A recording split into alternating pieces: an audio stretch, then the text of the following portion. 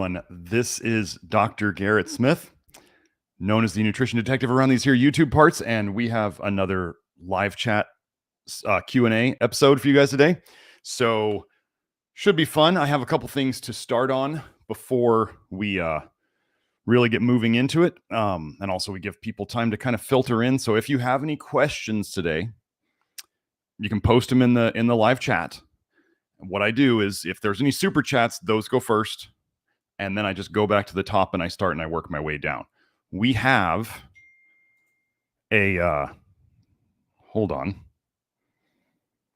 Joe is wondering if we are live or not.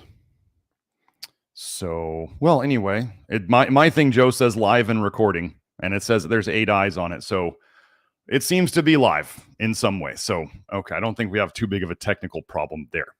So first thing I wanted to go over, we are a small business and we do take a break for the holidays, and we will be posting this on the website, and we'll be posting it on the network, and we'll be posting it. I'm going to be mentioning it here, even during it.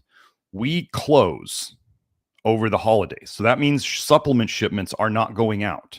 We will be closed for the orders received after 11 a.m. Arizona time, which is Mountain Time, on the 23rd of December, will be processed on Monday, December 30th. So that's basically like 7 days of vacation for the lovely Miss Julie, not sending out supplements. So this will be on the website everywhere. Every single page at the top will have it on there. And I'm going to mention it every week on the live stream because the live stream is still going to be happening, and it will be mentioned on the network. So that's how it is. We take breaks. Julie needs breaks too. So there's that. Next, I wanted to just remind everybody about Kelsey's Etsy store.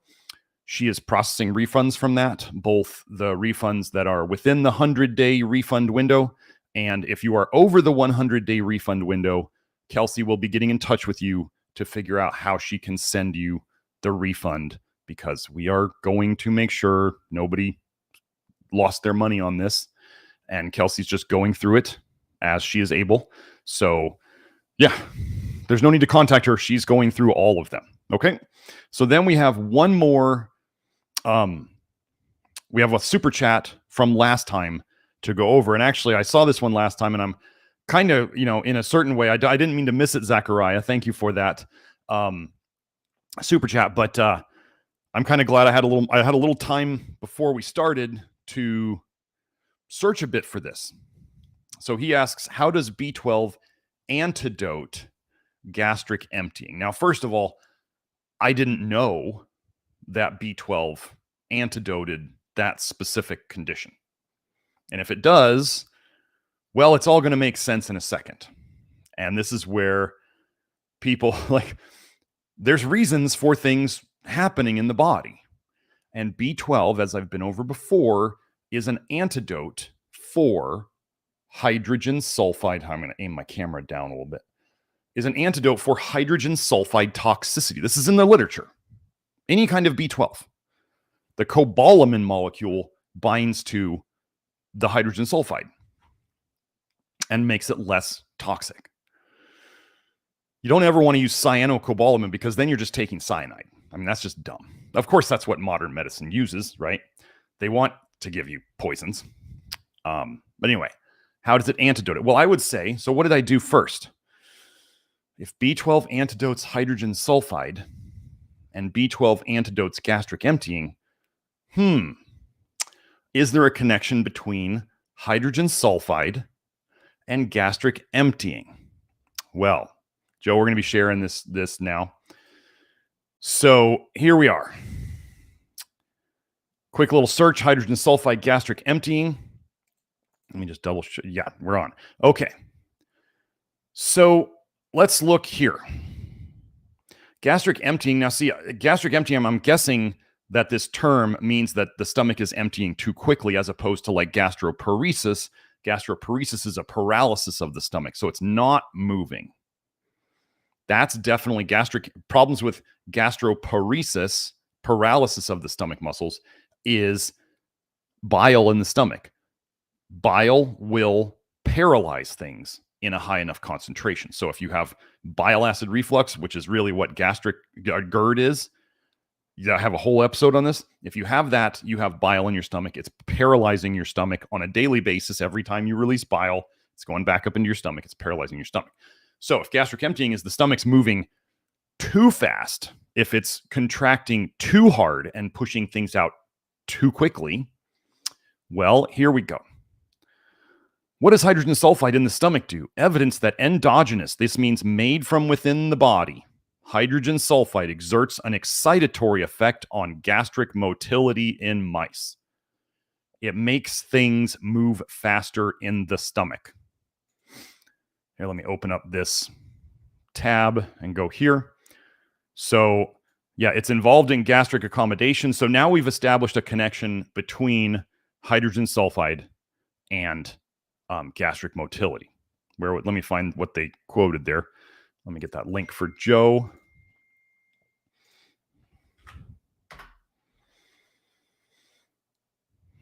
And I did want to say, Baptized in Fire said Julie deserves a vacation. She works hard. She works super hard. She does the work of about 4 to 5 people. And yes, Julie very much deserves a vacation. Let's just find this now. Hold on. Hydrogen sulfide regulates gastric motility. Isn't that interesting?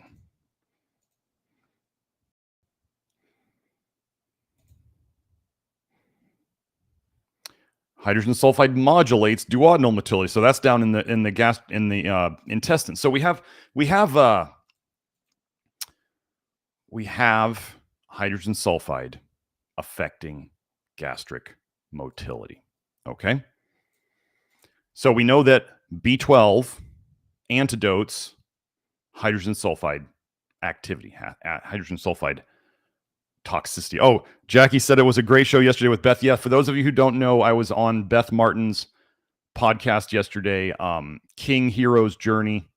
And yeah, Joe, I don't know if you have that link, but you can find Beth and King Hero's Journey here on YouTube. But yeah, we did that yesterday. I don't know if the show's up, but thank you very much for that compliment, Jackie. Yeah, it was a fun show. It was about three hours. Beth knows what she's getting into now with having me on, and it's going to be a long time. So yeah, I was just looking up. This one was just gastric emptying. So yeah. So basically that is exactly the mechanism of how B12 would antidote excessive gastric motility. And then if we have a lack of gastric motility, gastroparesis, then we work on the toxic bile. So we're here working on the things, hydrogen sulfide. Well, what would cause hydrogen sulfide to be produced in excess? What does the body need to make an excess of hydrogen sulfide? It needs a lot of sulfur. What do we do here to fix that problem? Well, we minimize excessive sulfur-containing foods. Things like cruciferous vegetables, the broccoli, Brussels sprouts, cauliflower, cabbage. We minimize the alliums, the garlic and onions. We minimize dairy. Dairy is one of the highest sulfur foods out there. We minimize egg whites. Egg whites are full of sulfur. That's why when people get egg white farts, they stink of sulfur. And yeah, we still don't do the egg yolks because that's the vitamin A and choline part. We don't need extra of either of those. So that is how we would. And then we also get enough molybdenum to run sulfide oxidase and some of the other sulfur breaking down enzymes so that we get it out of us the right way. And we don't want sulfur coming in too much because it slows ALDH, the most important detox enzyme in the body. So for all of you out there who have been told, then you think that sulfur is like the king detox molecule. Absolutely not. Absolutely not. You've been sold a lie.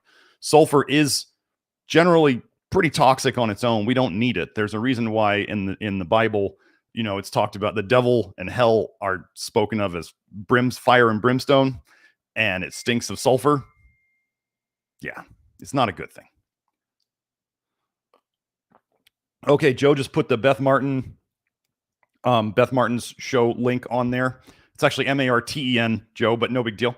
But yeah, so there's that link if you want to watch that show. That was a fun one. That was women's health, women's hormones, busting the myths of women's health and all that stuff. So that is that. I'm going to take down this. So Zachariah, I hope you see this. Thank you for the super chat. I'm very sorry I didn't get to it last week, but we're not going to miss them if I closed out the show before seeing it. So I'm going to close down that window now. And there we go. Okay, so let's hit the live chat for questions. So we'll just head from the top down until we have any super chats if we get any. So let's see. Susan says, how important is it to stop eating dairy in the Love Your Liver program? It is a real addiction for me, not the coffee after all. It's the steamed milk. Well, I mean, the real deal here is you can do whatever you want. How important is something? Well, the things we are addicted to the most are the things that are the most that are causing us the most damage. It's quite simple. You should see how addicted are people to eggs out there. The backlash that we get on eggs. My goodness. And you should see once people do the Love Your Liver program for a while and they get off of eggs, they're like, eggs are kind of nasty. Like, I don't want them anymore. They're kind of like, they're just not good. People have really convinced themselves that they love eggs and eating 10, 12, 20 a day. Some people, I think we had a testimonial last time about somebody messing themselves up, eating 12 to 20 eggs a day. I did the whole like slugging down the raw eggs, like Rocky kind of thing for a while. And they would go right through me. I found out later that in Chinese medicine, eggs are a very cold, raw eggs are a very cold food, cold and damp. And then, so and the eggs I'd have, they were out of the fridge, so they were extra cold. And once I understood that about the Chinese medicine connections, I was like, oh, that's why they're not staying in me. They're just going right through me because I'm dumping this cold, damp thing into my guts. And my guts are going, we don't want this. This is just trash. So it's probably good for me that I just had them come right out. So yeah, the biggest thing that the thing that will make the most difference, like we all in our lives, we all know there are things we should do. And there's the things that we choose that we know we should do that we don't do. Those are the things that are really getting in our way. The thing that you know you should do that you keep putting off, that's what you should do. Now, again, it depends on how much, again, it's dose dependent. So it depends on how much milk you're doing. I mean, but milk is contributing vitamin A, it's contributing vitamin D, and that's for raw or pasteurized. Okay, let me say the story again. I worked with a raw milk co-op. I actually hosted the space in I started a CrossFit gym way back in 2005. And we would actually host the raw dairy co-op. So I've been people are like, oh, raw dairy. And I'm like, yeah, I did that. I did that 20 years ago. They're talking about CrossFit. Did that 20 years ago. I was putting people on vitamin D in 2013 and doing tests in my office, finger prick tests, because I thought it was important. I'm not doing that anymore. I've learned on all of these things. I did the raw primal diet. Quit because it's trash. It's poisoning people with vitamin A and fat. It's just too much fat. See, the women just explode in obesity. I watched it. I seen it. So all those primal dieters can come on here and be like, no. And it's always guys. It's always guys. And you're like, the women just explode on it. And they're like, and I go, I've seen it. So dairy. How important is it? Well, can you make progress with it still in place? Well, it depends on how much. Again, how much toxicity you're taking in a day versus how much you're getting rid of in a day determines whether you are progressing towards less toxicity or more toxicity. That's it. It's just like your bank account. You're either putting more money in on a regular basis and the bank account's going up, or you're taking more money out on a regular basis and it's going down. That's it. So I can't put value judgments on how bad it is for you. I can't. It's impossible. Nobody can. People say, well, how do you figure that out? And I go, you don't. The less toxins you put in, the less you have to, the less you have to, the more you're able to get rid of. The less you put in, relatively, the more the difference between those two gets bigger and you can get rid of more toxicity. So if somebody said I'm using a tablespoon of steamed milk, I'd be like, that's nothing. I'm not worried about that. If somebody's like, oh yeah, I'm using like 16 ounces of milk and I put a little coffee in there, that's a bit much. You're probably not going to make a lot of progress doing that. Could you still make progress? Possibly. But are you putting a ball and chain on your leg that's dragging you every day that you're not going to make as much progress? You're going to go slower. Yeah. Are there other things that you might use? Possibly. So I know a lot of people, the biggest thing that they have trouble giving up is coffee. So it may not be coffee for you, Susan, but it might be milk. Either one, we don't use either one of them. But if you're making progress on moving other things out of your life on a regular basis, so you're taking in less toxins so that then you can get rid of, more, then that's fine. I mean, you don't have to do everything perfect right away. Nobody said I'm perfect on the diet. I've never said that. I have constantly said that I am not perfect. I'm not going to say I can't be perfect. I will not be perfect because I rebel against everything. So if I try to tell myself like, you have to be perfect, then I'm going to rebel against myself. So I have to purposely, it's just the way this contrarian mind works. It's like, don't tell me what to do. And if somebody says, if I say to myself, you got to be perfect, I'm immediately trying to escape it. So that's just, but how important is it? I mean, it's you're going to be putting sulfur in too. So if you got sulfur issues, then there's going to be that too. So it's all dose dependent. So if you can use, even if you're going to keep some of the steamed milk, if you can do less of it, that's an improvement too. Doesn't have to be zero. It can be less. But I'm not going to, this is what people want me to say. They want me to just say things are okay. Like, oh, it's okay. You can do it. So then if I say it's okay for you to do milk, Susan, then I'm saying it's okay for everybody to do milk.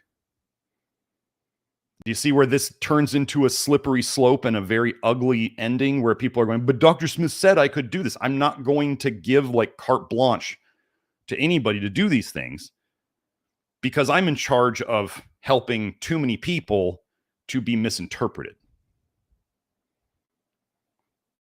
That's why my Twitter is very serious. People try to, they're like, oh, I was just making a joke or whatever. And I'm like, don't do that on my timeline. I cannot have people confused. I won't. I take a lot of responsibility for what people do with the information I give them. And so I will not leave room for misinterpretation. Okay, so, Baptized in Fire said he saw the show and it was good. Thank you. Thank you. Spirit was saying she's talking about sulfur smells for a reason. Yes, the sulfur things, they smell for a reason. Absolutely. Headwood asked, Dr. Smith, do you have any concerns about lead exposure from training at an indoor shooting range on a regular basis? Ideas for ways to mitigate it? That's a pretty good question. Actually, I don't shoot at any indoor ranges in general, except when if you see my Twitter picture, like when I went to Las Vegas and I shot that machine gun in the indoor range. I found out recently that in an indoor range here in Tucson, Tuesday nights, they have a competition, tactical shooting competition going on. And I think I might go do that. So it's really important. I hope they will let my 13-year-old boy compete in it, maybe with his Glock 22 caliber pistol, so we can both shoot in it. Because if I can't go if he doesn't get to shoot. So anyway, that's a whole nother thing.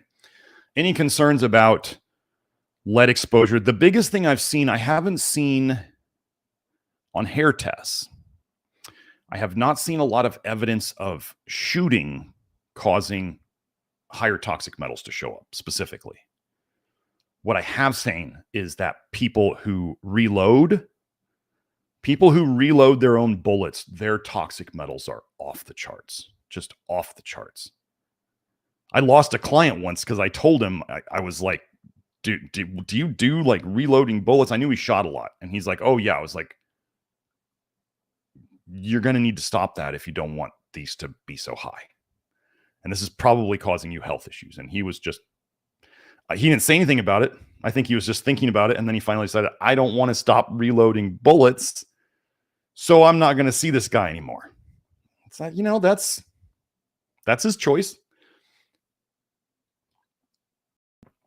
What you might do is kind of like the charcoal sandwich.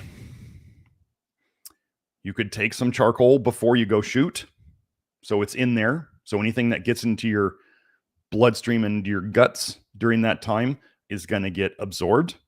And then after you're done shooting, you get home, take some more charcoal so that it's all in there ready, and maybe soluble fiber with both of them if you tolerate it, charcoal and soluble fiber, and or one or the other. I would definitely shoot more for the charcoal, but yeah, just charcoal sandwich for anything if you're going to eat something you shouldn't, charcoal sandwich it. If you're going to go shoot and you're concerned about it, charcoal sandwich it. I mean, definitely in an indoor range, you're at more risk of breathing it in and it getting in that way. So that's basically what I would do. If you were doing a lot of, let's say, handling bullets at one time, I don't know that you want to get this like OCD about it, but if you were to wear some gloves or something, if you were going to be handling a lot of bullets, loading a lot of magazines, and you're touching the tips of the bullets, you may want to protect yourself that way. But definitely just don't have any solvents on your fingers while you're touching that stuff, because that really will make it bad. And then have everything dry, so it's not, the wetness would transmit it more. So that's about what we do on that. Like I said, I just don't see that much from people shooting. I don't see that much in terms of toxic metals being high from shooting. And I haven't seen it on my test. I just did a hair test. I sent it in about a week and a half ago. Actually, no, it was a week ago because it was right before the last live stream. So we'll see. I just got back into shooting recently. I took about 8 weeks off, and then now I just finally went and entered a competition this last weekend. But like I said, all my stuff is outside. Okay. Jackie asks, so are Epsom salts, foot soaks, sulfur a no-no? Told to do them for oxalate dumping. Yes, correct. They are a no-no. Magnesium chloride is what I would suggest. Sulfur. Okay, so if somebody's dumping oxalates, Jackie, you were on the show yesterday, so you got to listen to this, but I didn't cover this in detail. Sulfur, sulfate coming into your body, absorbing it through your skin. Well, first of all, let me give an example of, do we absorb the sulfate from Epsom salts? When I was more toxic, and one of my biggest problems was insomnia from my toxicity, I could go and do a flotation tank, sensory deprivation tank, which is, about 10 inches of water, somewhere between 700 and 1,000 pounds of Epsom salts in that water to make you very buoyant. So it's like super salt water where you float. And I would do, hour and a half, 2 hour float. And that would help my insomnia for like a month. Actually, you know what I do? I do about 3 of them, two days in a row, 2 floats in a row, 2 days in a row, 1 float each day, 2 days in a row. And I would sleep good for about a month. And then it would kind of come back. And then I'd go back and do it again. And I'd repeat this. Okay. So why did the insomnia problem come back? What did the Epsom salts do to fix my insomnia for a little while? And then it came back. What was I getting a month's worth of magnesium in 2 hours? Probably not. But did the magnesium help? Sure, of course. I do really good on magnesium. So yeah, I know that was part of it. However, what does the sulfur do? It slows ALDH. What do most supplements and herbs and medications do that makes people feel better? They slow ALDH, and it's all over the research. So I was taking a hefty dose of sulfate that I normally would have probably never gotten anywhere else. And I slept well for a month. And then it went away because the ALDH suppression effect of the sulfates probably wore off. Just like the detox inhibiting effect of chemotherapy wears off and then the cancers come back. It's the same thing. Just like the effects of ivermectin when people take that. It's an ALDH inhibitor. That's going to wear off. Problem's going to come back. The new fenbendazole and mebendazole, those inhibit ALDH. That's going to wear off. Problem's going to come back. The stronger you inhibit it, the more detox you stop, the longer it lasts, the more toxicity you accumulate while your detox sucks. So after figuring out the vitamin A toxicity stuff and doing more of that, I went back to the flotation tank place. I did one float. I did not sleep for 3 days, 3 entire days. I was not sleeping that bad. I went back just because I liked it. I could actually get to the point where I was like inside, you're in that meditative state in the dark, and I was inside my mind, and it was like I was in this black room. There was nothing there. I know some people are going to try to make jokes out of that. Yeah, great, haters, go ahead. I was like in my mind, it's black in there, and I'm like, wow, there's not much here. It's very strange. It was just like being in a black room with no thoughts around. That was the main thing. There was just no thoughts going on. I was just kind of noticing that there was no thoughts. Anyway, so I would go and do that because I called it meditation on steroids. I really do think that like sensory deprivation tanks are like meditation on steroids, but the Epsom salts part of it sucks and is dumb and should be done better by using something else, magnesium chloride or whatever. So when I was less toxic and I would slow my ALDH, my body said, this is not cool.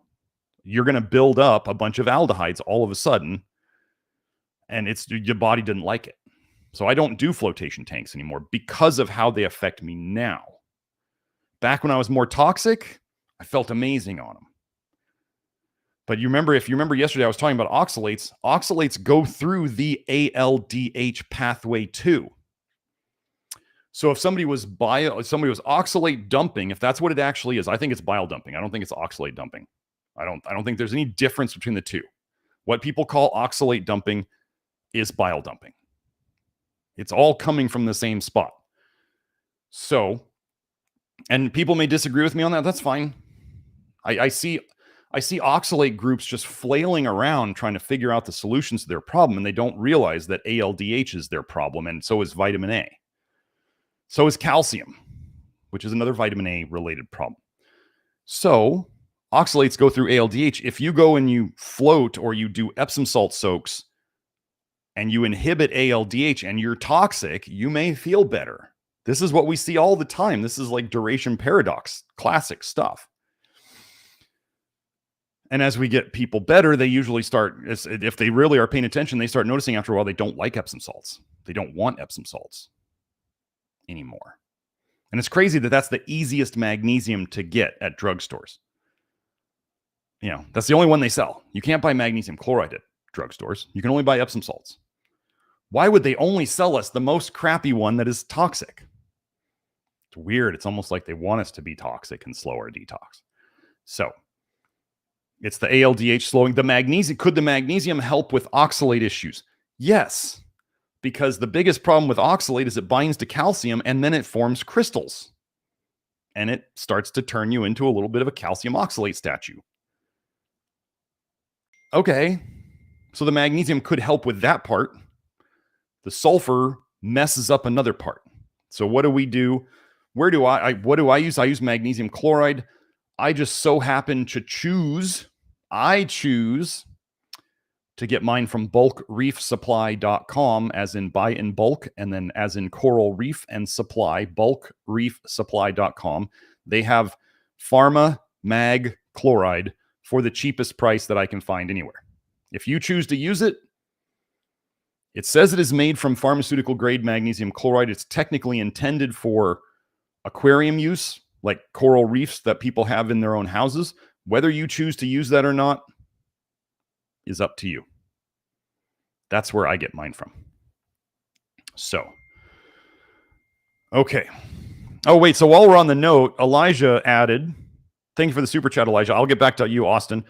Elijah added, been eating a low sulfur for 3 months now and have experienced a lot of improvement, but have insomnia lately. Any suggestions? Also still drinking coffee 30 plus years now. Now I'm going to add this. I think I went over this I know I went over this in my office hours. There has been a lot of stuff going on in the last couple weeks, like whether it's space weather or Schumann resonance, geomagnetic storms, whatever. There's been weird stuff going on. So if you have had aches and pains coming up in the last couple weeks, if you've had really messed up insomnia patterns in these last couple weeks, if you've been having old issues coming up, and you're like, wait, I thought we were over this, and why is it coming back? People have been, those three things, like old issues coming back up, aches and pains coming up that didn't make any sense why they came up, and insomnia. If you've been having those over the last 2.5 weeks, it's happening way more than you realize to all sorts of people out there. I've seen it across the board. Now, then we add the last 2 nights. I think last night was a full moon. And the night before, obviously, was the night before the full moon. I couldn't figure out why I woke up at about 1:30 in the middle of the night last night. Not last night, the night before. And I didn't sleep well. And then Kelsey tells me, she's like, oh, it's a full moon. It was a full moon last night. And I know pattern-wise that the night before a full moon, I don't sleep well. And I went, oh, that explains it. It was the night before the full moon. Okay, I just leave it at that because I know that pattern. I didn't do anything wrong. The night before the full moon messes with me, messes with my sleep. So it is what it is. But insomnia, the biggest things we do for insomnia, so you're still drinking coffee 30 plus years now. If you drink coffee every day, you are slowly building up caffeine in your system. You do not detox all the caffeine. If you take in 1 cup or 2 cups or 3 cups or whatever, however much caffeine you take in, it is not processed out of you in 24 hours. So if you have coffee again the next day, about the same time, right in the morning, you are accumulating caffeine in your system, in your bloodstream. It is slowly rising because you are not clearing out the previous days before you're drinking it again. That's the way the half-lives of caffeine work. So, caffeine also slows ALDH. So there's that. And we just went over how slowing ALDH affected my sleep.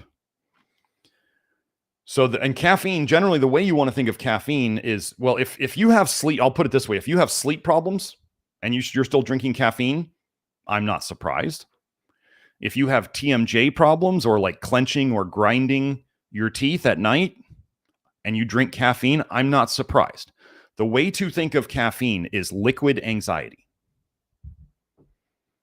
That's what it is. It's basically liquid anxiety. And some of you might be like, well, I don't have anxiety. Okay, cool. You don't have it. Lots of men love to say it. They're not stressed. They're not depressed. They're not anxious. And they may not show it, but inside their body, they are. So, drinking caffeine on a regular basis is basically liquid stress. So if you want less stress in your life and you want to sleep better, you're going to want to figure out how to get off of coffee. Now, don't email Julie about this stuff. Julie actually told me to put a kibosh on any new projects for the rest of the year. She's like, nothing new. She's like, we're not starting anything new. And I'm like, man. But I've been having roasted barley coffee, quote unquote coffee. It's just roasted barley that you run. I make in a little espresso thing. And you make it just like coffee.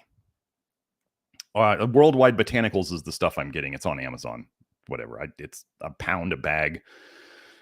I have to order a new one every week. It kind of sucks that it's in a small bag. I understand, when people are like, can you make your products bigger, Dr. Smith? And I'm like, I understand both sides now, where it's you want them to make it bigger so you don't have to buy it so often, but you also don't want to pay the increased price all of a sudden because it costs twice as much now. So, yeah. Roasted barley. So I was looking up and I found a paper. Actually, let me show you guys this fun little paper.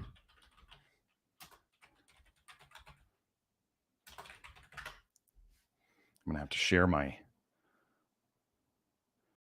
Where is it? It's not coming up. Hold on. Let me find it.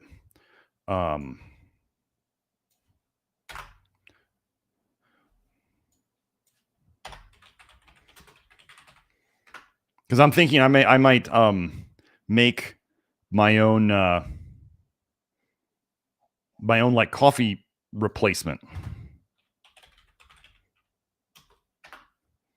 If I can't find it here, I'm just gonna have to go look in the Telegram between Kelsey and I, because I put it there.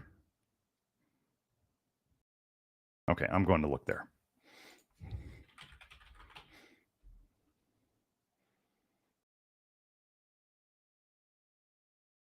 Got it.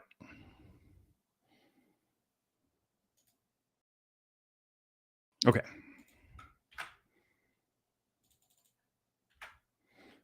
So I found this little paper.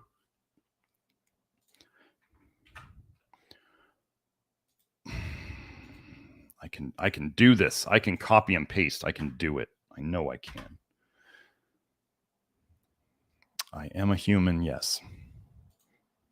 Let me share this so Joe can put it up on the screen. Joe, I hope you're still around there. Okay, here we go. Investigations on the chronic effect of Talbina barley water. So they actually did like a decoction of, they just had barley grains, and I think they boiled them in some water, and then they just strained the barley grains out. So it's not roasted barley. Okay. It's barley water. Let me see if, I think Kelsey posted something about that. Yeah. Anyway, where was the important part on this one? Talbina increased the plasma levels of testosterone, increased active spermatogenesis, so more sperm with a significant rise in the number of mature sperms. Results confirm that Talbina have beneficial effects on male reproductive activity. Let me see. What else did it do? Here it was. Moreover, it caused the maximal increase in GABA content in the cerebral cortex after 4 weeks, and the maximal increase in dopamine, GABA, 5-hydroxytryptophan, and 5-HIAA. What is that one? Do they have the abbreviation? I'm assuming it might be... anyway. In the cerebral cortex after 3 weeks, significant increases in cortisol and testosterone levels were found in the blood after 4 weeks.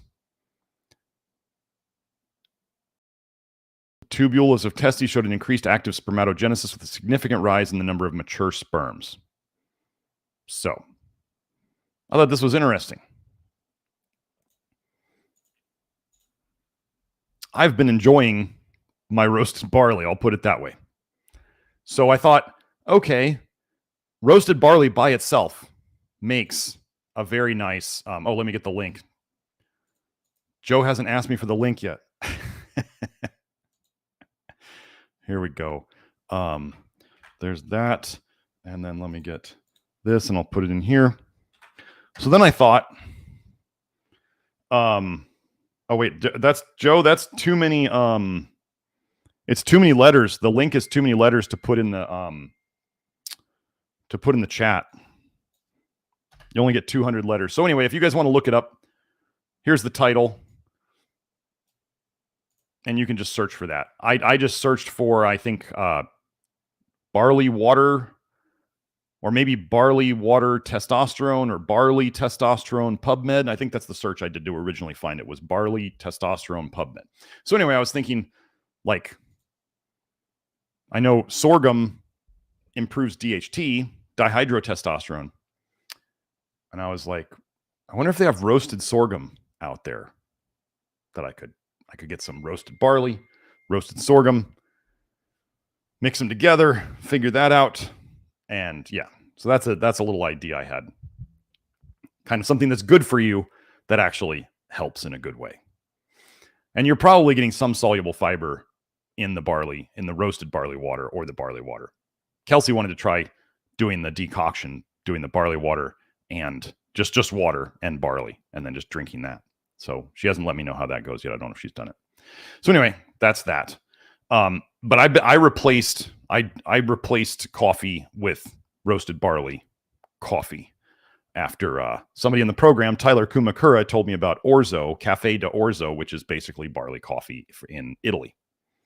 They serve cafe d'orzo, barley coffee, apparently in every coffee shop in Italy. It's always an option. Because apparently when they ran out of coffee at some point, I think it was during one of the world wars, they ran out of coffee, so they started roasting barley and making that into coffee.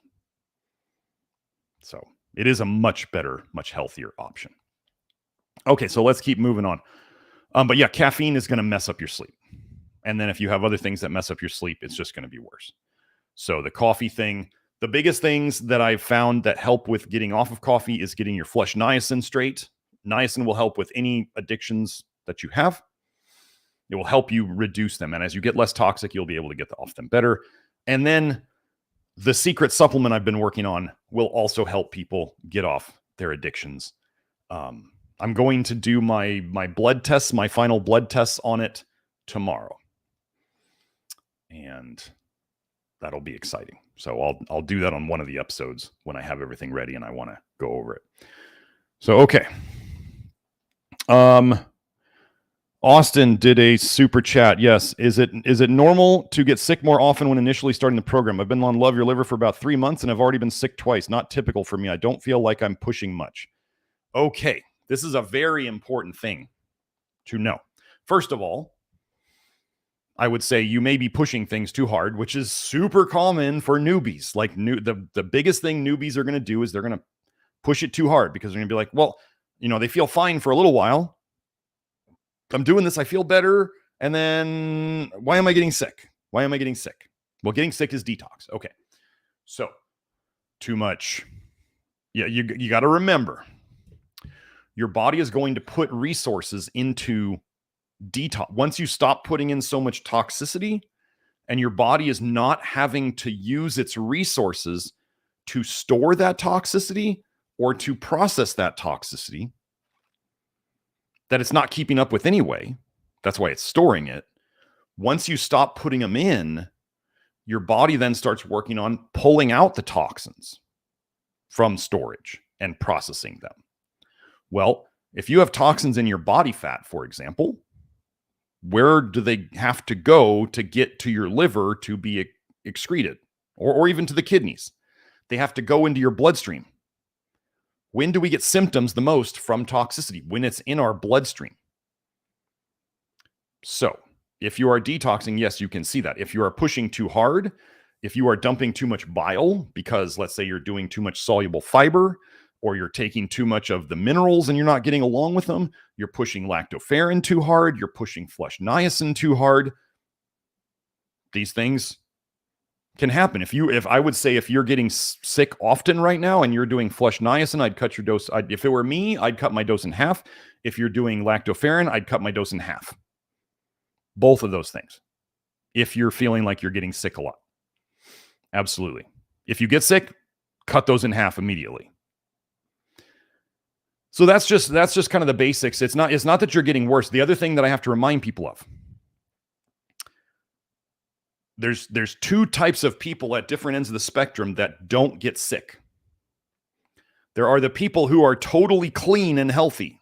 How many people of those are out there? Very, very few. Then there's the people who are really, really sick, really, really toxic, and their body can't even mount enough of a oomph to get the process started, which is a flu, or the cold of the flu is a detox cycle. So if your body doesn't even have the energy to do that, that's a really bad sign. It's like the people who would come to me and they'd be like, well, yeah, I had breast cancer and I did chemo and radiation and now it's gone and I don't get, and I'm living healthy and I don't get sick anymore. And I'm like, this is not good. And I would tell them, as we start to get you better, you're going to start getting sick. It's going to happen. Guaranteed. You're going to start getting little colds. And that's a good sign that your body is finally mounting a detox response. So it's not bad that you're getting sick. If we would like for it to not happen so much, because it does get in the way of daily life. It's not helpful to most people's daily life. However, you want to look at it in two ways. One, it's a good sign that you're getting rid of garbage. Two, you may be pushing too hard and making things worse on yourself than they need to be. So you have to, whether you read the Love Your Liver program, we talk about it all the time. People who are helping on the Love Your Liver program, helping others, are constantly saying, are you pushing too hard? Are you pushing too hard? Are you pushing too hard? Because that's usually where it is, or somebody's taking too much zinc when they know they didn't feel good when they went up on their zinc dose, but they stayed there. Or the lactoferrin creep. If you haven't read the lactoferrin instructions, they are linked on the bottle of lactoferrin. It's probably about 2 pages of instructions telling people don't go up too fast or you're going to get spanked. What do people do? They go up too fast, they get spanked, they forget about all those instructions, and then they're like, what happened? Why do I not feel good? And I'm like, you're on too much lactoferrin. You're too toxic for that much lactoferrin. That's a lot of these reactions, they're just toxicity coming out. And if the more toxic people are, the sooner they're going to react to these things, and the stronger they're going to react to these things. Sometimes you don't get to find that out until you push into it. But once you start figuring these things out, as people stick with the program and they learn their body, then they know exactly what button they probably pushed that caused them to detox too much too fast and feel bad. So Austin, that's really what we're looking at. Hopefully that helps. And if you're in the Love Your Liver program, you can always go and post in there and get help from the people in there who have been through all of this before. Yeah. Okay. So thank you for that super chat, Austin. And we did Elijah. But the other thing about, you said Elijah, you said you're eating low sulfur. I'm assuming you mean low vitamin A, but also low sulfur. Biggest things for sleep that you can do immediately is, one, watch the hydration video in the Love Your Liver program and do those things. Figure out those things. Are you drinking too much water, too little water, too much salt, too little salt, not enough magnesium? Do you need a snack? When can you do that snack to help you get through the night? You probably need more topical magnesium. You might need more potassium, especially in the evening hours. Yes, low vitamin A. Okay, so Elijah's doing the low vitamin A. And so magnesium and potassium, those are the topical magnesium and the oral potassium, whether it's foods or supplements, those are the quickest things to fix. Then the EMF stuff, honestly, the stuff from Sarah Viao, I highly suggest you getting a consultation from her. That should be down in the info box below this, the link to her and how to find her. Amazing stuff. It will help your sleep. So those are the big things that you can do right away. Go through the order of adding stuff and work on those things. But yeah, and then but the caffeine is really like, what else does caffeine cause other than insomnia? That's its biggest side effect. So remember, as you drink coffee on a daily basis and you're slowly building up more and more coffee in your system, the problem is over time, as you go to bed, there's going to still be caffeine in your system. So it's not enough to keep you totally awake, but it is enough to ruin your sleep. I was always excited. I had trouble quitting caffeine and mainly coffee for a long time. And I was always excited to I'd quit it like 4 or 5 times. I was always excited to quit it because I was like, my sleep is going to be so much better. And it is. If you have bad sleep, getting off of caffeine, coffee is the best thing you're ever going to do for your sleep. So, yeah. That's that. Okay. Sergio says, hey, Doc, I'm currently week 2 of vitamin A detox. I currently take molybdenum 150 milligrams, zinc picolinate 30 milligrams. Please help with anything else. I'm hopeless. Well, hopeless is not really what we do here.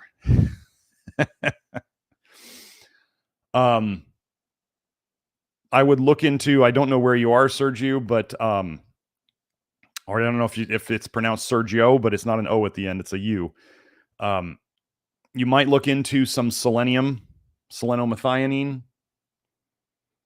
If you're taking the normal doses of the minerals and you seem to be fine, then selenomethionine or selenium glycinate. Selenium glycinate is my preferred, 150 micrograms of that as a basic foundational dose. Or selenomethionine, typically yeast-free selenomethionine sold in 150 to 200 microgram doses typically. Those can both work. That would be something. Now, if you're not in the Love Your Liver program, I mean, my stuff is not just low vitamin A and minerals. It's beyond that. So in the Love Your Liver program, there's, we go over charcoal, we go over the flush niacin, we go over all the ALDH stuff and the lists of foods that you want to eat for various reasons. It's not just low vitamin A. We have the homeopathic detox therapy in there in case it was a specific toxin or medication or jab or whatever that got you sick. Accutane, the homeopathic detox therapy specific to that, can be very helpful. Yeah, I mean, that's why the whole program is in there. And then make sure to go through the order of adding stuff so that you do things in the right order. That's the biggest. But the mineral wise, so I actually tell people to work on the electrolytes, what I consider the electrolytes, before you work on the big minerals. So electrolytes would be topical magnesium, which I have a whole live stream on, and then potassium, whether it's through foods or supplements. Topical and then you do want to salt your food with a good salt, but those three things are, of the minerals, the things that can help you feel better the quickest, getting those right. And then you work on the big minerals, the zinc, selenium, molybdenum, that stuff. And then there's always, in there, there's the flush niacin and the lactoferrin if you decide you want to do it. But those are the basics. Yeah. So no need to be hopeless. You're only 2 weeks in. It's a marathon, not a sprint. So hope that helps. Matt says, any advice for coming off of a biologic drug and how they affect liver and bile? On Remicade for ulcerative colitis. Okay. Let me just go look.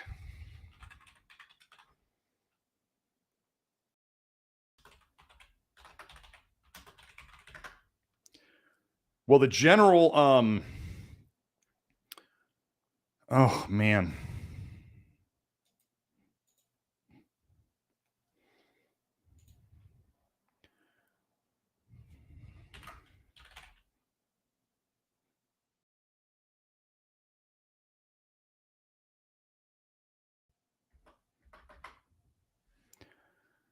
Etanercept, is that Remicade? Got infliximab.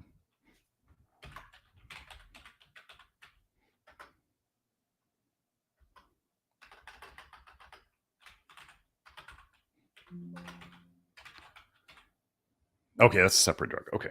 They were just talking about it. It seemed like they were talking about them both in the same terms. Okay, so Matt, first, I can give general advice for what we do about meds, and what I would do if I was on a med, and I wanted to get off of it. First, as they're saying here, let me share my screen.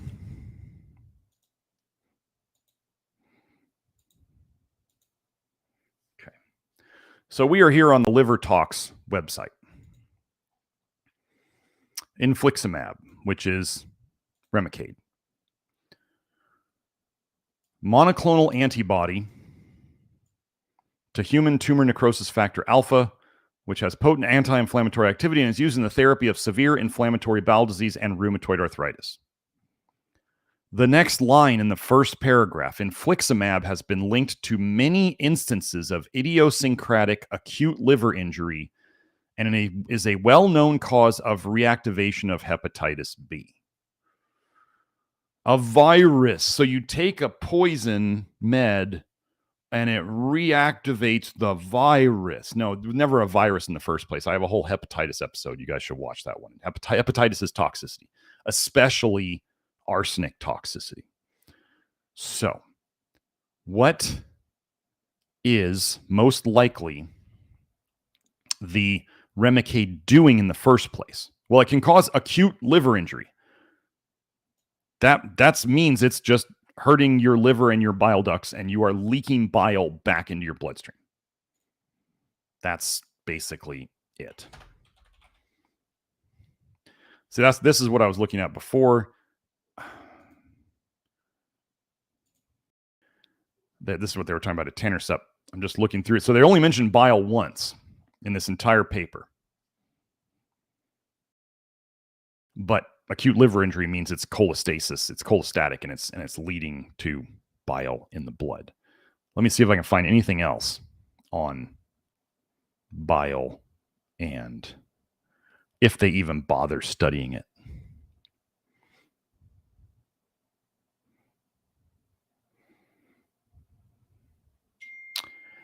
Oh, well. Let's go into this one. Now you see it, now you do not. A case of infliximab or Remicade induced vanishing bile duct syndrome. Okay, this acute liver injury, cholestasis, leaking toxic bile into the bloodstream. Hold on, Joe. Let me find where you're at. Oh, can you hear the bell, Joe?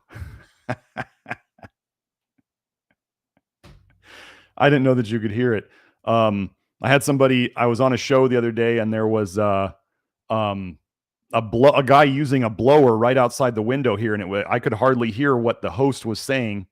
And they were like, I couldn't hear it at all. And I'm going, okay. So I didn't know that you could hear the bell. Okay, vanishing bile duct syndrome. Do you understand how bad this would be? Your bile ducts are actually disappearing. So the cells making the bile in your liver are still there. Think of it as like, I don't know, like your toilet is trying to flush, and the pipes that go from your toilet to the sewer have vanished. And you keep trying to flush the toilet thinking that, because that's what toilets do, and you're overflowing nastiness into your house. This is what vanishing bile duct syndrome is. The bile ducts disappear. So they take a biopsy of the liver and they look for the bile ducts, and the bile ducts are gone.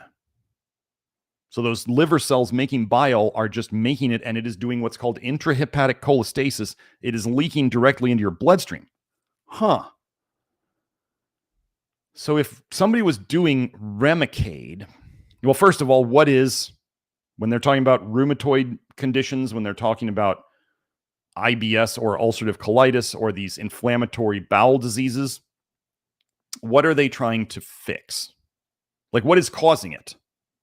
The cause is the toxic bile going into your intestines and then leaking into your system various ways.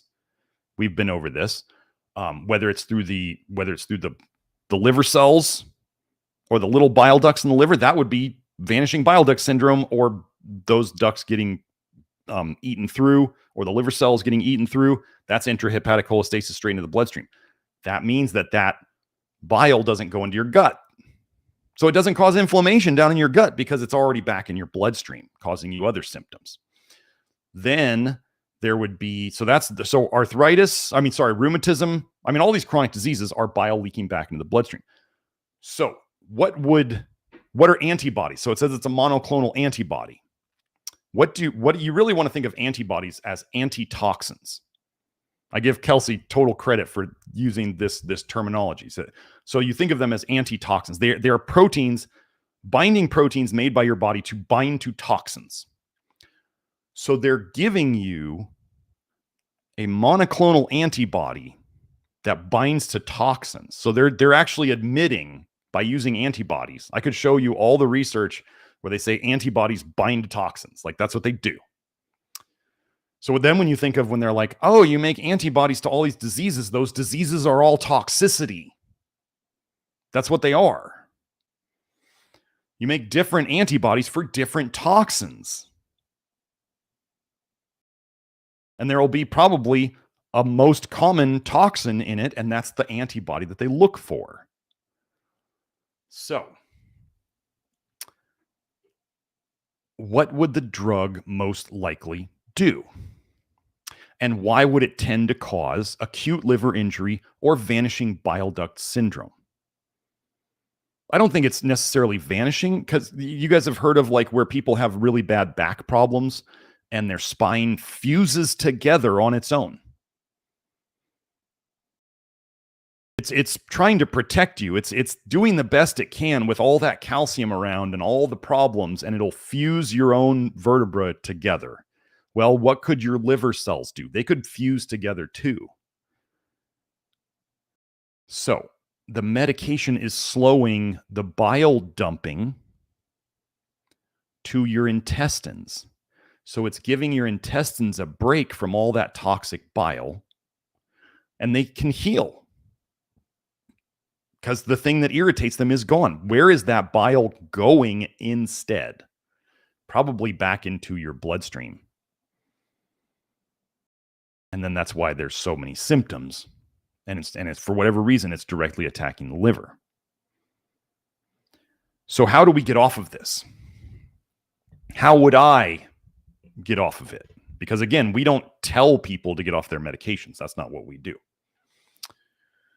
If I were in this situation, I would be doing the Love Your Liver program. If I had the means, I would be working with one of our practitioners so you can get the testing done. And then you can also get weekly support from any of the 4 practitioners. There's 4 different office hours times a week with one for each practitioner. You can talk to me in there if you wanted to work with one of the other practitioners too. You can talk to any of the practitioners at their office hours. But anyway, there would be that, so we can get your nutrients right, because if you have ulcerative colitis, you sure have nutrient deficiencies. We would start doing the program, making your bile less toxic, which would then help fix the leaky bile. And then we'd be getting your nutrients back in order. Same concepts and principles that we do for everything else. And then as you get better, and you can get better, just kind of like the steamed milk earlier, or even the coffee, like people can get better while they are taking in a toxin most times. If you fix most everything else as best you can, and you have this one last thing in there, yes, that is going to kind of put a cap on how much you can improve until you get off of that. But you can still get better up until that point. So I would have somebody, just like with thyroid, like I'll give the thyroid hormone example. Do we take people off thyroid hormones? No. We have them do the program and all those things I just mentioned so they can get better underneath it all. And we actually wait until the thyroid they start showing hyperthyroid symptoms. I tell them, to look them up and familiarize themselves with them so that when their thyroid gets better and starts coming back online, and then they're medicated and they're over medicated and they get hyperthyroid symptoms, then they know to consider lowering their thyroid medication because they don't need as much anymore. So it will be the same thing with this, where if you're monitoring your UC via, various tests, whether it's colonoscopy, whether it's blood work, whether it's symptoms, if you still have, breakthrough symptoms, you watch those things, and as they get better, hopefully you have a doctor who wants you off of that medication. I mean, isn't that doctors' goals should be to get people off of medication, not to put them on it or to tell them, no, you're never going to get off of this. It's a life sentence. Sucks to be you. We don't want that. We're not after that. So if you don't have a doctor who wants to help you get off of that, or who is open to you getting off of it, then you might want to find a different gastro. But what do? We just get you better underneath it. And then as your labs and symptoms improve, then you, working with the doctor who put you on it, work on deciding how to ratchet you down, how to wean off. Or you can, it's your medication, it's your life. You can research on the internet how other people have weaned off of it when they felt better. And then you can always think about it. If it didn't help at all, then Why are you taking it? There's always that if that's going on. If somebody is taking a pharmaceutical med, poison, and it's not helping with the symptoms they got on it for, why take it? That seems pretty simple. So that's that.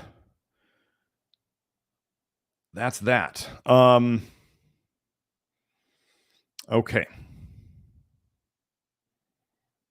Okay, Xander gave super chat. Thank you for the super chat, Matt. Xander's super chat. Cutting out meat and living off primarily starches and fruit brought my hair and energy back. I just don't understand why. Low vitamin A and beef / chicken, of course. Iron, I have a ferritin of 80. Well, see, this is okay. This is let me make sure. Xander, I hope you're still there because I got a question here. Because you're saying cutting out meat and living off of primarily starches and fruit brought my hair and energy back. I just don't understand why. Low vitamin A and beef / chicken, of course. Are you eating meat or are you not eating meat? Because cutting it out means cutting it out. Reducing it is reducing it. So we kind of need to know, like, beef and chicken were the meats you ate, but then cut them out. Okay.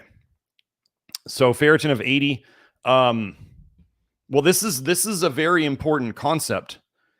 Not everybody does this. This is going to blow some people's minds, especially the carnivore hanger-oners. Not everybody does great on meat. Oh my gosh. Some people, there are very few. However, it is some people who do not do very well on meat or much meat, or they only do specific meats, muscle meats. And I would include fish in that and other things. Like if it swam or flew or walked or crawled or whatever, it's basically meat. Okay. Except for insects. Oh, don't eat those. So some people don't do well on it, and that's okay. Like, wouldn't it be terrible to be a practitioner and insist that, I mean, I can't imagine the all muscle meat carnivore people who are just like, everybody should just eat red meat all day. How many people do you think that fails because they just don't get along with it? Probably a fair number. Some people do better on poultry. Some people might need other types of muscle meat. Some people don't do well on it at all. So it's okay to not do well, let's say, with red meat. It's okay to not do well with chicken.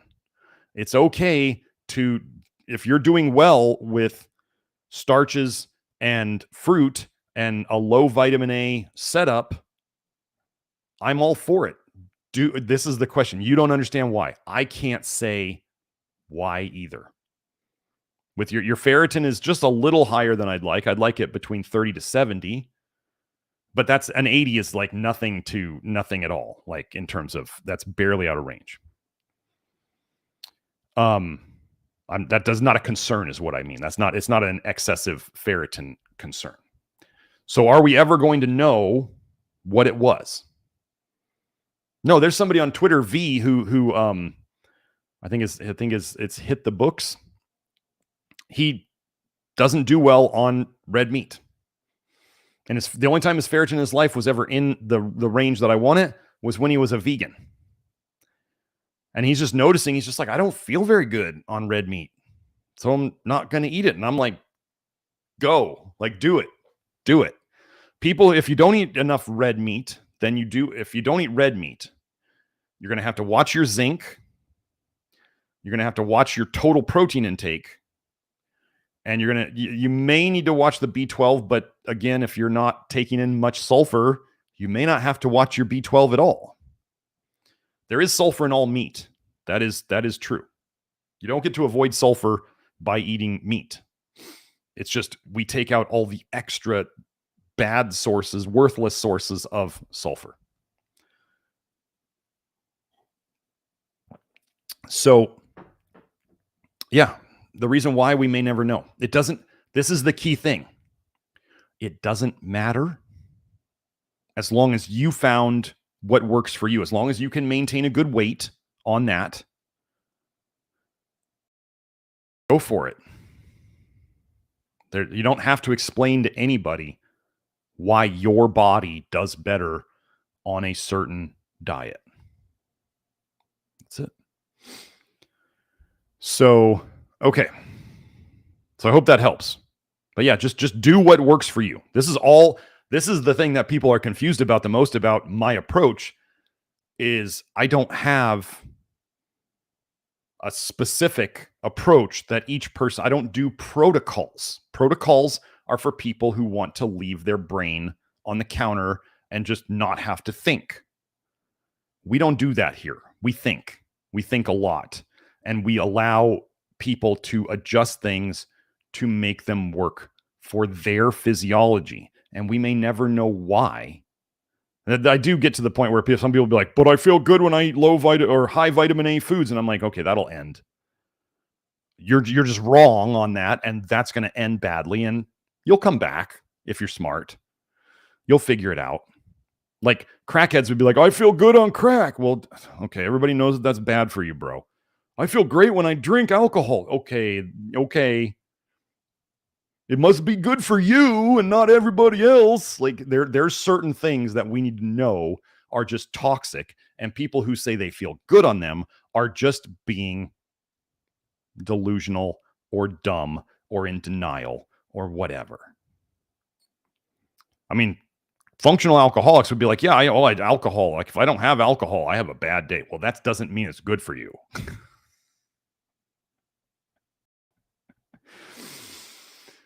So, okay.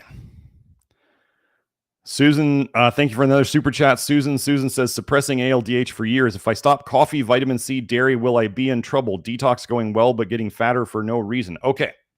So let's talk about that. First of all, if you haven't seen the weight loss and toxicity episode, you should. And then the obesity, and I think is it copper? I think I did a copper and obesity episode. I have a vitamin A and obesity thread on Twitter. Okay. First, I'm just going to say this. If you came onto the low vitamin A program, do you want to stop coffee, vitamin C, dairy all at once? Maybe not. Because a lot of people who just jump into everything on the diet, they're like, abandon ship of everything else and just do love your liver. Can that be a rough awakening? Because all of a sudden you're like opening the floodgates of detox. Yes. This is what Grant liked to call the detox setback. I think what Grant calls the detox setback is what I consider people starting to make more bile because their body wants to get rid of the toxicity. They're speeding up their ALDH. Speed up ALDH, you make more bile. They start making more bile. They're still leaking bile. They're also not doing any of the other stuff that we do. They're just doing low vitamin A prison diet. That's all they're doing. So then they wonder why, when they run out of options on how to fix things, why can't they fix it? Well, because they've locked themselves into, it's just this magic prison diet. They're not supplementing. They don't understand sulfur. They don't understand polyphenols. They don't understand any of this other stuff. They don't understand bile at all. There's no talk of bile in Grant Generou's approach. No offense to him. He's just that's just not what his site is about. But weight loss. So if you start, well, first of all, if you go on this diet, this program, this approach, and let's say you were coming to it from approach, if you've done a lot of dieting in the past, and you've done other stuff for like restrictive diets, other stuff where you've lost a lot of weight on various things. If you watch that weight loss and toxicity video, what you probably did was you dumped out some of the toxicity from your fat. It went into your bloodstream. Your body restored it into less fat. So like, right? Somebody was bigger and fatter. and they diet and they get smaller and fatter. And then the body takes that, a lot of the toxicity that was in all that fat, and it concentrated it into you. So you became a smaller, more toxic person. So your body fat now has extra toxins in it. So if we are getting those out, it is possible that the body may make some more fat to dilute these toxins before it all brings it all down again in a healthy way. So there's that possibility. There's the other thing of when some people go on this program, they think that just being on the program magically fixes everything. And they've been doing low carb or keto or carnivore or whatever, where they didn't eat many carbs. And then all of a sudden they're eating tons of them or way more than they did. And their body is not ready to yet. Okay. Just like it's like the cast is still on their leg. Just because the doctor said, you know, they put on the cast, it doesn't mean you take it off and you can just go run. You have to fix the muscles first, right? The muscles are now adapted, which means they're weaker because they've been in a cast and they haven't been working.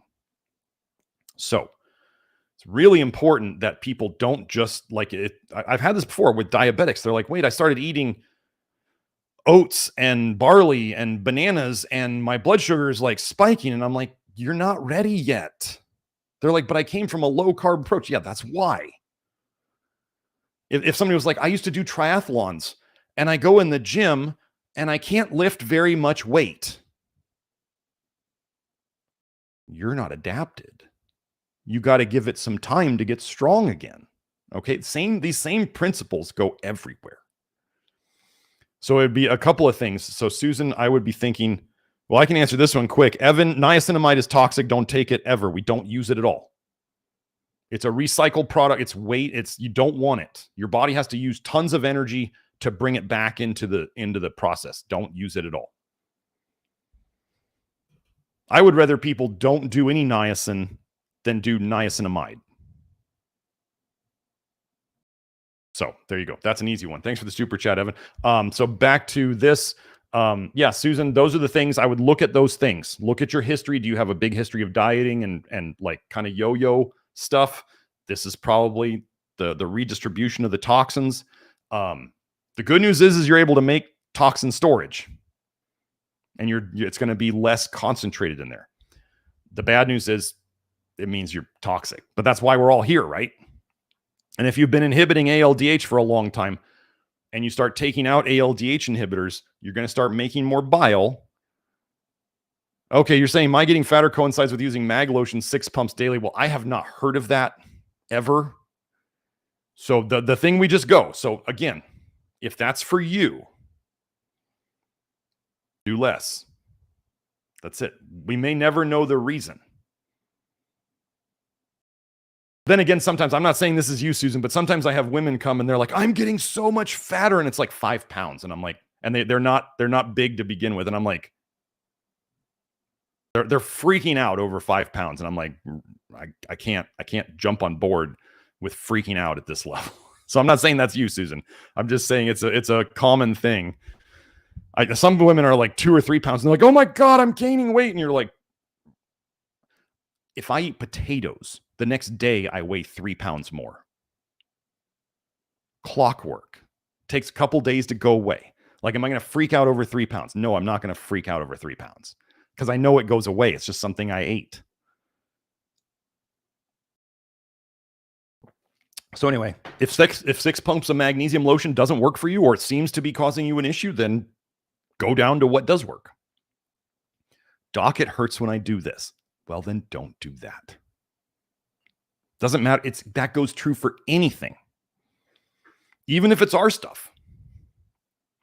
So you only need 2 pumps a day of our magnesium lotion. Because remember, our magnesium lotion is about twice as strong as the other strongest stuff on the market.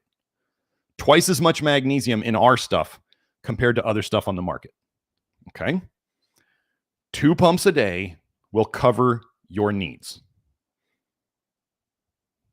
I've seen it on hair tests. Enough. If you want to do more, because so Susan then puts in all caps. Okay, so I want you to see this. She said the weight gain coincided with 6 pumps of magnesium lotion, and then she posts in all caps, "I love mag lotion."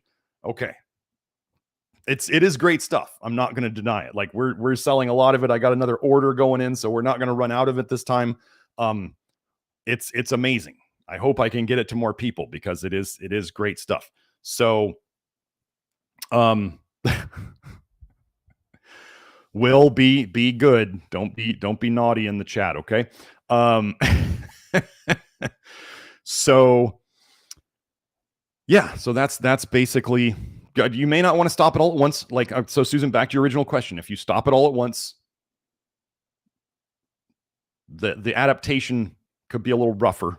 The switch could be a little rougher. If you do them one at a time, things can you can step it down. Okay. Oh, that's actually a really good idea, Zendog. Jojo Zendog said, thanks for the super chat. He said, live stream on my idioms list. I should do that. I should actually do that. Idioms, were they also aphorisms? I think we called them. That's the fancier word. But my expressions like, Doc, it hurts when I do this. Well, then don't do that. Or poison on the way in, poison on the way out. Yeah, I should do that. I could explain each one. That's a good idea. Okay. Joe, we should write that down. Okay, Zendog, another super chat says, can you do a live stream on the order of adding stuff list lesson for do-it-yourselfers wanting to start before they buy into the Love Your Liver program? Yeah, I could probably do that. Because I do kind of go over that stuff in here. So that's not a bad idea, too. We could do that, Joe. Probably 2 separate shows for that. So let's see. That's what we got. So, Joe, we got the show on the idioms, or I think the aphorism. Is aphorism the right word? Let me look up aphorism.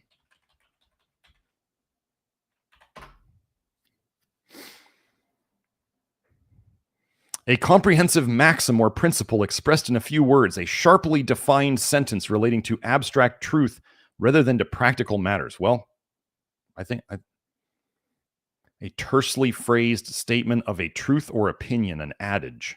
Synonym is saying, a saying. Well, yeah. A brief statement of a scientific principle. Those all seem to fit. So aphorisms, idioms, whatever. I think they both work. So yeah, idioms and the order of adding stuff. Okay. Here, I'll type that in here, Joe.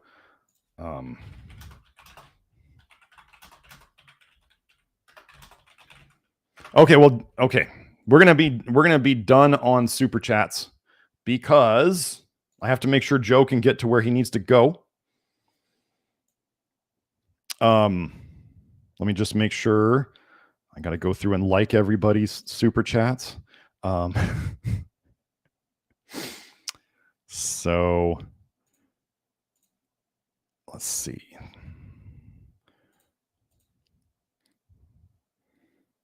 Austin says, I've been sick as a dog for the last 2 days. Yeah, there is in the Love Your Liver program, there is the what to do if I get sick.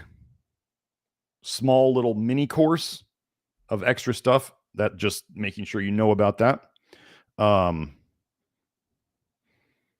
Sergio, if you want to do something about the detox, I would suggest you watch the low vitamin A, the low toxin diet basics.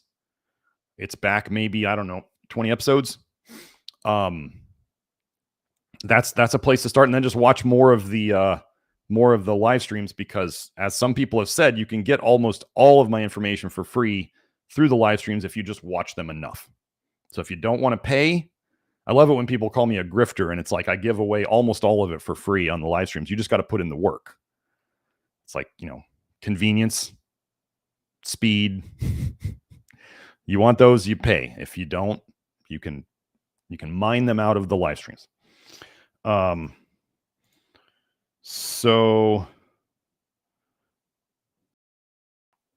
hopefully, Sergio, you got some information out of this, because that's what I thought I gave. A charcoal. Start trying to see what amount of charcoal you can do. Don't forget about charcoal. That's always an easy thing to do.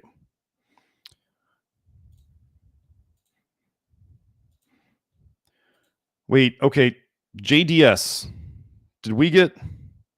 Okay. No more super chats. Okay. No more after this. Or we're going to move them to next week. Okay. I didn't see these extra ones. So we got, let me just make sure I didn't miss any. Okay. So we got JoJo's there. Elijah says, could insomnia be part of the detox process? Absolutely. If you're pushing too hard, yes. It could be retracing also, where you have old symptoms recur. Absolutely. But you want to, so what you would want to do if insomnia was coming on and it is something you've had in the past, like if it got a lot better for a while and then it comes on suddenly for no reason and you can't figure out, first of all, it could be space weather, it could be the moon, it could be Schumann resonance. Like everybody's talking about earthing and grounding. And I'm like, have you seen the Schumann resonance charts? They're like bright white, like off the charts. And you're feeding that right into your bed. I don't know. Schumann resonance is not normal now. So they used to say the Schumann resonance was the Earth's heartbeat.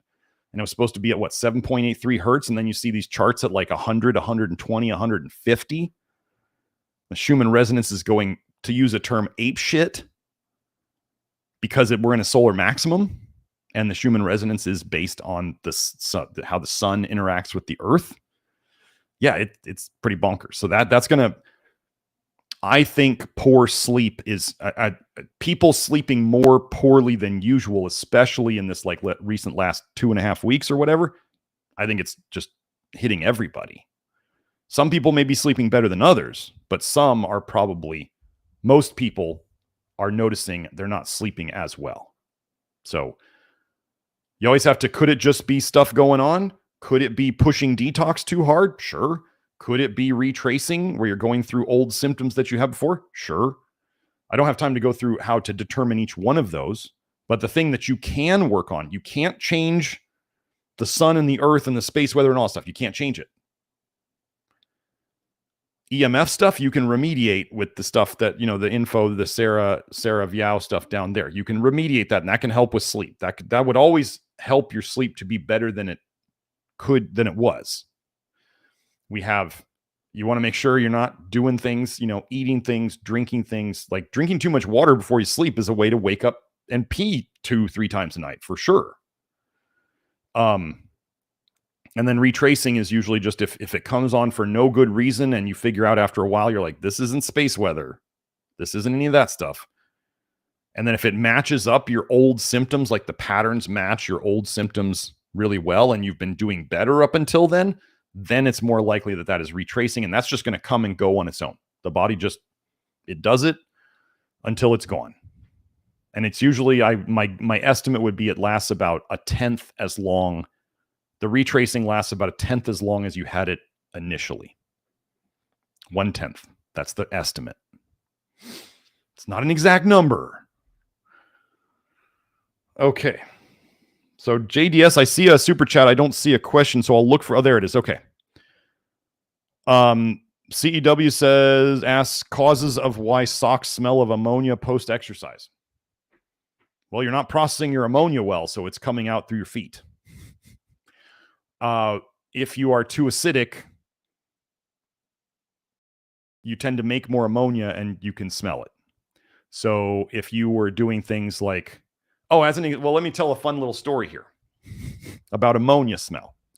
My son is like one of those, you would consider him a super smeller, which actually I tend to think means that those people are quite toxic. But I was in the early phases after Kelsey tells me all about nicotinic acid. I started taking it, and she was a little concerned about me because she's like, you really should be buffering that. And I said, well, I want to see what happens if I don't buffer it. Because I want to test it for you guys. I'm a little bit of a glutton for punishment. I want to see what's going to happen. Like, I want to know what is the worst case scenario. So I was taking it, and I forget how high a dose I was getting up to. It was well over the 200 milligrams where we suggest people buffer it.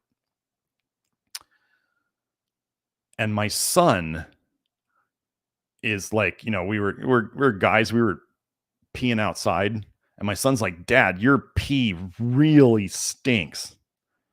Like, and it wasn't because it was like dark and brown and dehydration. There was a ton of ammonia in my pee because I was doing unbuffered nicotinic acid, a lot of it. And the body was making ammonia to counter it. So eventually my son said, Dad, your sweat and whatever just smells more like sweat. Like it wasn't body odor. He was smelling the ammonia coming out, like you're saying the ammonia coming out of your feet. I was having ammonia coming out in my sweat. So I kind of chuckling went and talked to Kelsey about it, told her these things, and she was like, I told you to buffer it. I was like, I know. I'm going to start buffering it now. And I did. And those problems went away. So being too acidic for whatever reason can increase your body's attempt to counter it with ammonia. That's that. So if you were doing any niacin and you're not buffering it, or even if you're doing niacin and you're not above 200 milligrams and you're getting this issue, you need to buffer your niacin. You may even want to over buffer it a little bit to get past this, which means just a little more buffer than you need. We have the buffering charts in the Love Your Liver program and Kelsey's great article series about how to use flush niacin nicotinic acid. Okay. So otherwise, the other video you'd want to watch is the body odor video that I have on this channel, how to fix body odor with nutrition. That would be an important one. It's all the stuff we do in the Love Your Liver program. So, but you know, it's synopsized. It's as short as I can make it, which I think that video is still like an hour and a half, maybe. But that's what we got. Okay. JDS asks, is it possible for the gallbladder to regenerate or to, let me say that a different way, to fix itself? He says, I have pain on eating fat/meat, 0 stones. HIDA scan shows my gallbladder at 48%, so it's only working 48% as well as it should. Should I just have it removed? No, I would suggest before you go and spend money on surgery, I would suggest joining the Love Your Liver program and or working with one of our practitioners to fix the root cause of it, which is toxic bile. So remember, I said toxic bile paralyzes things. This was what the studies on toxic bile by the Rockefeller Institute way back in 1905 and 1906 showed. When they injected dogs with bile, they got paralysis. What would paralysis look like in a gallbladder? It's not working as well. 48%. What does paralysis look like in the stomach? Gastroparesis. So if you can make your bile less toxic, then the gallbladder can start functioning again. If you start getting things like enough magnesium and other things that we do a lot of, you can start, if the body can make the stones, or if the body paralyzes the gallbladder with bile, you can dissolve the stones and you can make the bile less toxic so that the gallbladder starts functioning again. If you don't do well with fat or meat right now, your body's telling you it doesn't want it. You may be able to do well with really lean meat, just not meat with too much fat, whatever that amount is for you. So that's basically, yeah. Do I think we can fix it? Yeah, absolutely. It's going to take work.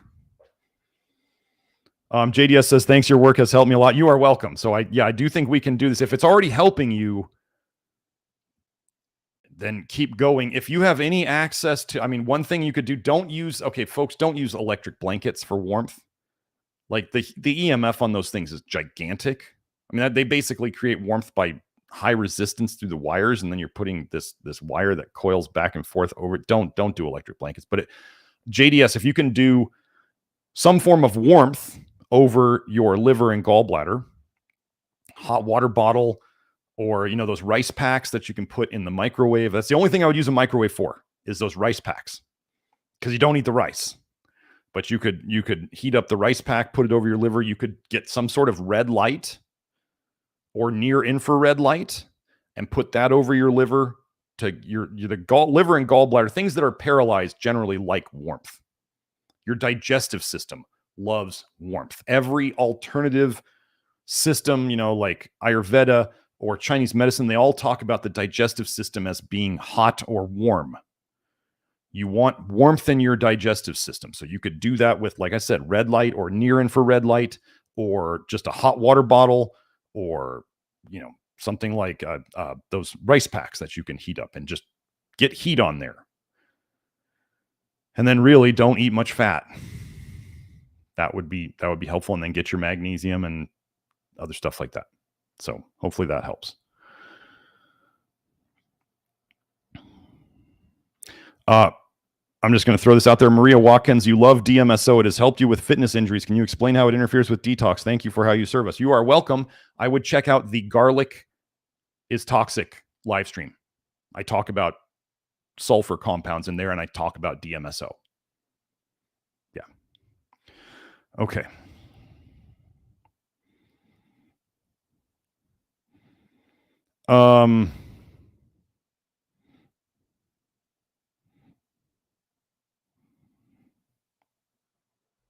Let's see. I was trying not to say and then I just said it. I didn't remind myself to not say today. Okay, yeah, don't forget to so while we're here, don't forget to hit the like button and subscribe to the channel, and go watch. Remember all those comments and the likes and all that stuff. It may help a little bit, but what YouTube really likes is watching the episodes, putting time into watching, because that's what YouTube's here for. If you're not watching it, a comment doesn't get you to read an ad.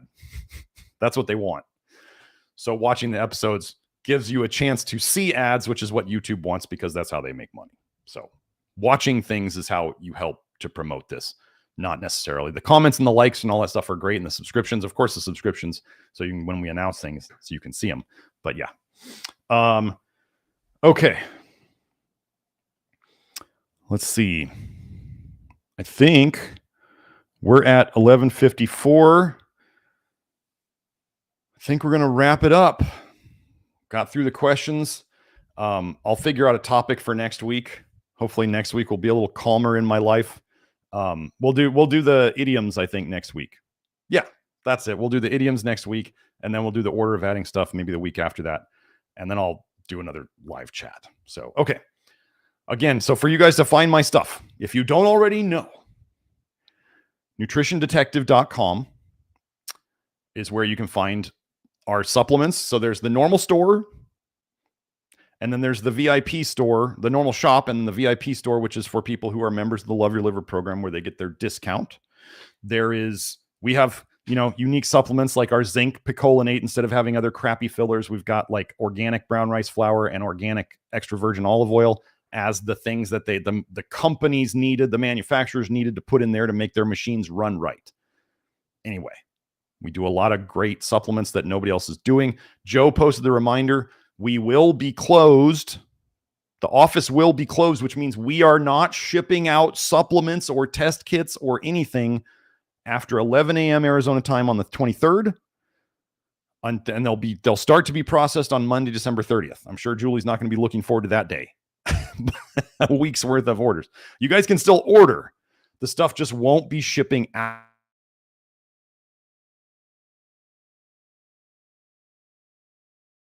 Know that.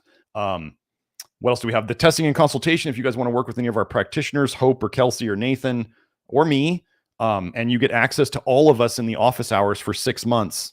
If you do a package with anybody in the program, any of the practitioners, there's those. You can find those on the website. We're putting up the practitioner bios on their consult pages soon. Then if you want to find the Love Your Liver program, it is a do-it-yourself program. That is at members.nutritiondetective.com. Then the last thing is, if you want to see my stuff on social media, I really only hang around Twitter anymore. You can find me at NutriDetect, NutriDetect.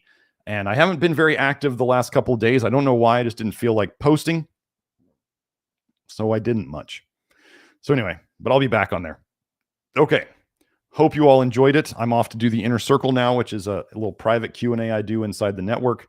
And yeah, remember, if you don't want to get into the Love Your Liver program and you want the info, watch the live streams. Yes, it means time. But if you want the fire hose of information, that's the Love Your Liver program. that has a cost. I too like to have a roof over my head. So I will see you all later. Have a great week. Bye now.